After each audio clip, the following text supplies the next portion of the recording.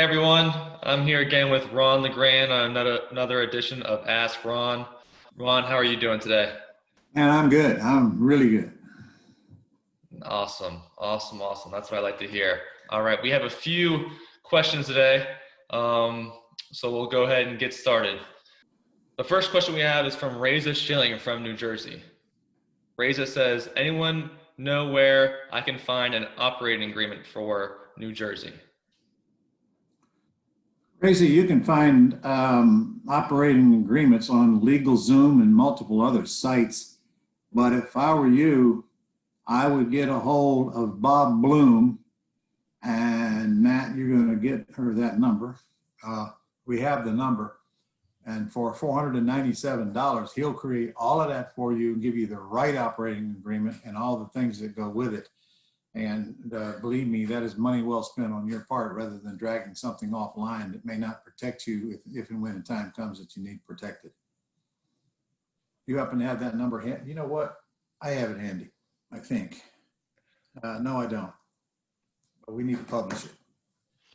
Yeah, that's actually a resource on the Gold Club. So I'll respond to Raisa here and send her that link as well. Okay. All right, the next one we have is from Mary M. from Virginia. Mary says, hello, Ron. Wait a minute. I think I do have that number. All right. I just wrote it into a letter. Here it is. It's 888-757-3833. 888-757-3833. That's Bob Bloom, a Texas attorney. He works anywhere in the country. He's an expert asset protection, entity structuring kind of guy, and he's agreed to do this for me at half what he normally charges because I asked him to. Perfect. And he even had the number ready. Well, I was putting in a letter to my masters, so I had it ready. All right. Let's see. Mary M. from Virginia says, hello, Ron. Thank you for all that you do.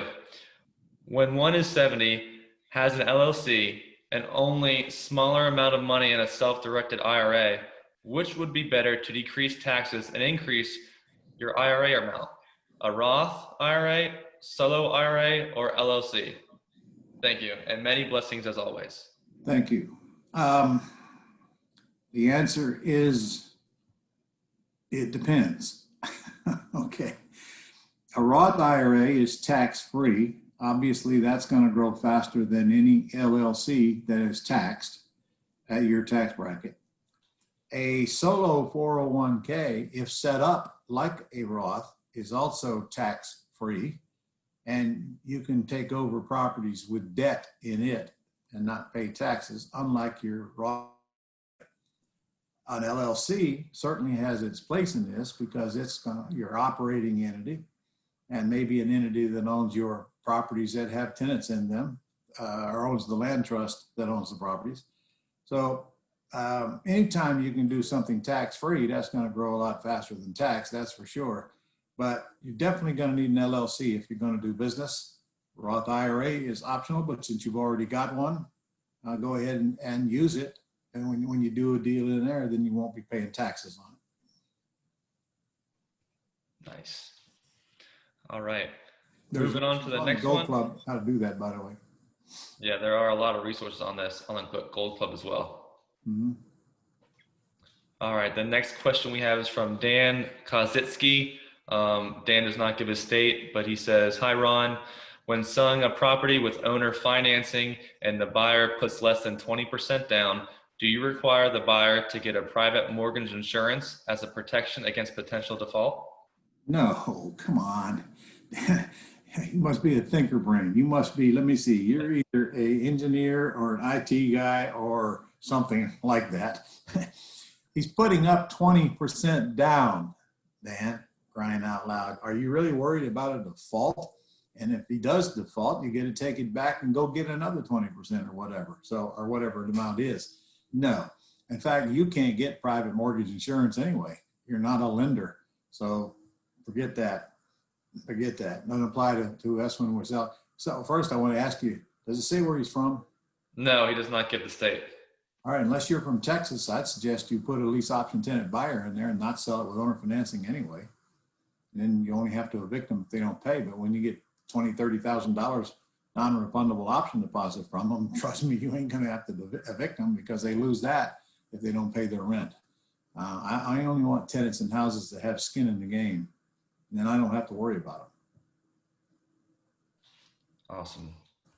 All right. The next question we have is from Fernando Diaz. He also does not give a state, but Fernando says, I have a subject to deal with a seller that has a VA loan. He doesn't need credit in the future, so we are considering structuring it as subject rather than wrap. I believe the terms course mentions that reverse and home equity line of credit mortgages are more likely to exercise due on a sales clause. Do VA loans have a higher propensity to call the loan due? No, they do not. And in fact, if you look in va.gov and look in their regulations on these loans, you'll find that the VA will allow your seller to sell the house on a contract and not call the loan due. It's specifically stated in there. So you don't have to worry about that, but I would definitely wrap it if I were you. Wrap it to protect the seller, wrap it so if they ever want to go get a loan, they can prove that the income is coming in to wash out their debt. And it don't cost you any more to wrap it. If it does, it's a very small amount more. Even though you're wrapping it though, you'll pay the payment directly to the bank, not to the seller. The seller has no more money coming, but it's in their best interest if you do a wraparound mortgage or trust deed on it instead of just taking the subject to. All right. And Ron, what was that resource you said? va.gov for more information? Yeah. Mm-hmm. Perfect. All right, moving on to the next one, and this one's a little lengthy. So Curtis Griffy from Minnesota says, I have a deal question. I looked at purchasing my deceased aunt's duplex from her real estate with a mortgage, and 2 mortgage companies said I need 25% down. Then I learned about private money and lender from Jay Conner as an alternate to the bank. Since Jay Conner says we are to pitch to the private lender, we will write a loan for 75% ARV to protect their capital, and I would still need to kick in 25%. I know you said 65% on Jay's training video. I plan on keeping the duplex indefinitely. Doing this with a private lender makes the deal more attractive since I would be making interest payments to the private lender instead of a mortgage payment to the bank. I was thinking if the private lender wanted his or her capital cashed out in 2 or 5 years or longer, I could just go home and get a home equity loan to get the cash to pay the private lender if I could not cover the cash out from other investment profits. Would this be a wise investment to go with? You're killing me, man. You're killing me. I don't want to hear any more of that one. Stop. Okay. First of all, the idea of you going to get a home equity loan and personally guarantee that debt gives me heartburn. You're not going to do that under any circumstances. That is the biggest mistake you can make, is guaranteeing debt. Because the minute you do, you risk your credit, you risk your assets, and you risk your marriage to buy a duplex, for crying out loud. Second of all, you're not going to go borrow 75% from a private lender and then have to come up with 25. For one reason, your payment on your 75% is probably going to be high because they charge much higher interest than lending institutions. I mean, even your private lenders you go after. But the real deal killer there is you're not going to come up with 25%. So forget that nonsense. You're trying to chase a golden turd is what you're trying to do. If you can't buy that property with owner financing, move on, let it go, and go buy some properties that you don't have to personally guarantee the debt or put up very little or no money.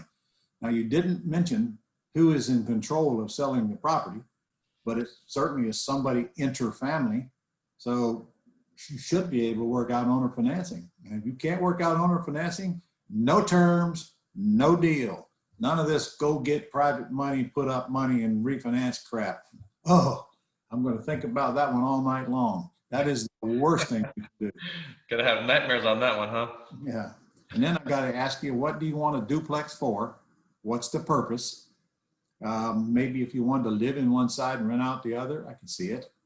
But if you're just getting this duplex to rent it, are you sure that's what you ought to be buying? think about this. You're not going to get a big non-refundable option deposit from a tenant going into a duplex. So now you're just simply in the rental business. Plus, when the toilet is plugged, you're going to be one fixing it. Not like we do with single family houses. All the repairs go on to the tenant buyer, and we get a great big chunk of money to put them in, and it's non-refundable if they don't buy. You get none of that with a duplex. So the first thing you better ask yourself is, why do I even want this golden turd? All right. Well, it looks like we only have a few more. The next one we have is from... Okay. All right, the next one we have is from Harry Ridge from Texas. Harry says, Ron, during your recent real estate summit, I heard you mention something about there being an advantage of buying real estate in a solo Roth 401k versus a Roth IRA. Can you elaborate on this? Well, actually, we just did a podcast on that. It hasn't been released yet, but make sure you watch for it, because I interviewed the expert on solo 401ks out of Texas, and I learned some things myself. But the best thing about a solo well, there's several actually. For one thing, if you set it up as a Roth, you don't want to pay taxes on it, and you can take over debt or create debt. You cannot do that. I mean, you can do that with a Roth, but you'll pay taxes when it sells. Secondly, you can borrow against your solo 401k. Thirdly, you can contribute up to $50,000, $60,000 to it if you want to, and you're in control of the checkbook. So it's unlike your Roth IRA. So there's advantages to it. Frankly, the biggest one, in my opinion, is that you don't have UBIT. You're not paying taxes if you take over debt. A lot of our deals, we take over debt or create seller financing.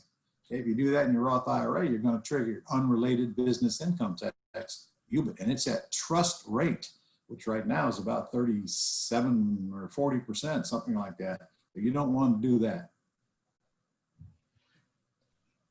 Watch for the podcast. I did on solo 401k, and his contact information is right in there as well. Perfect. Yeah, that'll be coming up soon. Mm-hmm. All right, Ron, we have one more, and this one's from Brian Lucy from Colorado.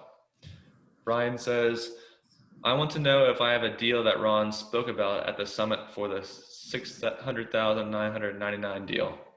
How would I go about seeing if I could get new comps? Meaning, I think that Ron had once said that if we could not find comps, we could approach the seller and say something to the effect of, if you order the appraisal, I will pay for it. How would that play out as far as if the comps that the appraiser comes up with are higher than the 600? Okay, well, first of all, you certainly are not going to do that till you get a contract to purchase the property. And before you get a contract, you need to have some kind of idea, close as you can, on what the ARV is. And then and only then, if you are going to get it appraised, I mean, I would just tell the seller, look, I don't really know what the value is, and it looks like you don't either. So I'm willing to pay for an appraisal, but I want you to order it so you don't think that I rigged it. And then we'll go from there when we get the appraisal back. If your price is too high, you're going to have to make a decision to lower it. And I'm willing to risk the cost of the appraisal based on that. As long as we have a terms deal here that we've agreed upon. Well, look, no terms, no deal. None of that matters. But if I got a big old beautiful house and I'm getting decent looking terms, which are low down payment, low monthly payment, and at least some equity, I think, then it's worth risking the cost of the appraisal, which is probably $500. Nice. Well, Ron, I think that does it for this edition of Ask Ron. Okay. All right. Well, guys, you're watching this on a Friday. We're starting our next Quick Start Real Estate School next Wednesday. If you still got time to get in it if you want. And by the way, mark these dates down. Matt don't even know this, but we got another summit coming up. And it's going to be in January. So mark it down so you can block them off. That's that 3-day summit. It's free. Got some kick butt trainers coming on there, and I'm going to do some new stuff as well. It's going to be January the 20th through the 22nd. You want to go ahead and write that down right now. We will be releasing the registration pretty shortly. So with that said, I'll see you next Friday. You've got very little year left to get to work. Better get going. It doesn't make any difference who's president or whatever else is going on out there. You cannot control. None of them are going to be sending money into your household. So it's up to you to take care of that. I'll see you next week. All right. Thanks, Ron.